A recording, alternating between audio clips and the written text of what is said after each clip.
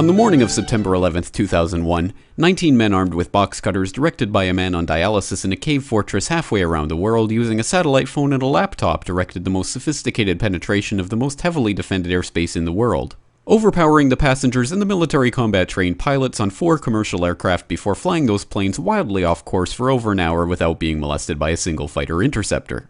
These 19 hijackers, devout religious fundamentalists who like to drink alcohol, snort cocaine, and live with pink-haired strippers, managed to knock down 3 buildings with 2 planes in New York. While in Washington, a pilot who couldn't handle a single-engine Cessna was able to fly a 757 in an 8,000-foot descending 270-degree corkscrew turn to come exactly level with the ground, hitting the Pentagon in the Budget Analyst Office where DoD staffers were working on the mystery of the $2.3 trillion that Defense Secretary Donald Rumsfeld had announced missing from the Pentagon's coffers in a press conference the day before, on September 10th, 2001.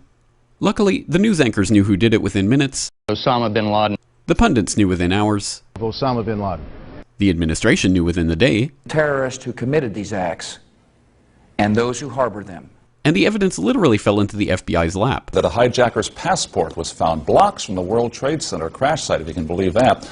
But for some reason, a bunch of crazy conspiracy theorists demanded an investigation into the greatest attack on American soil in history. That investigation was delayed, underfunded, set up to fail, a conflict of interest, and a cover-up from start to finish. It was based on testimony extracted through torture, the records of which were destroyed.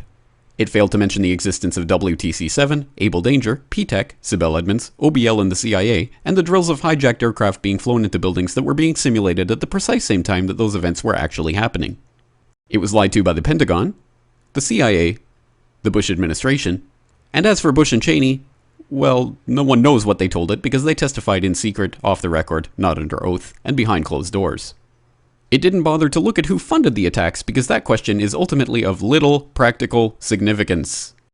Still, the 9/11 Commission did brilliantly answering all of the questions the public had, except most of the victims' family members' questions, and pinned blame on all the people responsible, although no one so much as lost their job, determining the attacks were failure of imagination. Because nobody in our government, at least, and I don't think the prior government that could envision flying airplanes into buildings. Except the Pentagon, FEMA, NORAD, and the NRO. The DIA destroyed 2.5 terabytes of data on Able Danger, but that's okay because it probably wasn't important.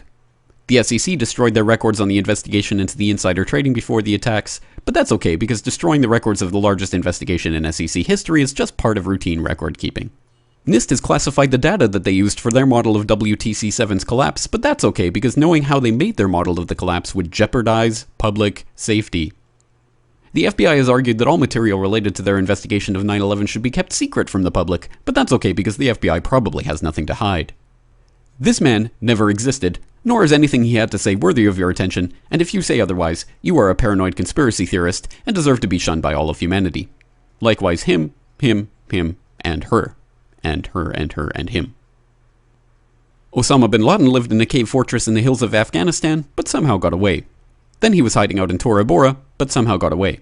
Then he lived in Abbottabad for years, taunting the most comprehensive intelligence dragnet employing the most sophisticated technology in the history of the world for a decade, releasing video after video with complete impunity and getting younger and younger as he did so, before finally being found in a daring SEAL team raid which wasn't recorded on video, in which he didn't resist or use his wife as a human shield, and in which these crack special forces operatives panicked and killed this unarmed man, supposedly the best source of intelligence about those dastardly terrorists on the entire planet.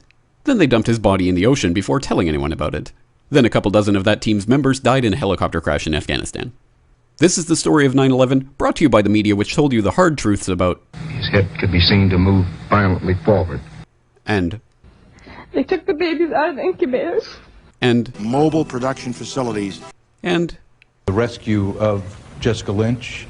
If you have any questions about this story, you are a batshit paranoid tinfoil dog-abusing baby hater and will be reviled by everyone. If you love your country and or freedom, happiness, rainbows, rock and roll, puppy dogs, apple pie, and your grandma, you will never ever express doubts about any part of this story to anyone. Ever. This has been a public service announcement by the Friends of the FBI, CIA, NSA, DIA, SEC, MSM, White House, NIST, and the 9/11 Commission. Because ignorance is strength.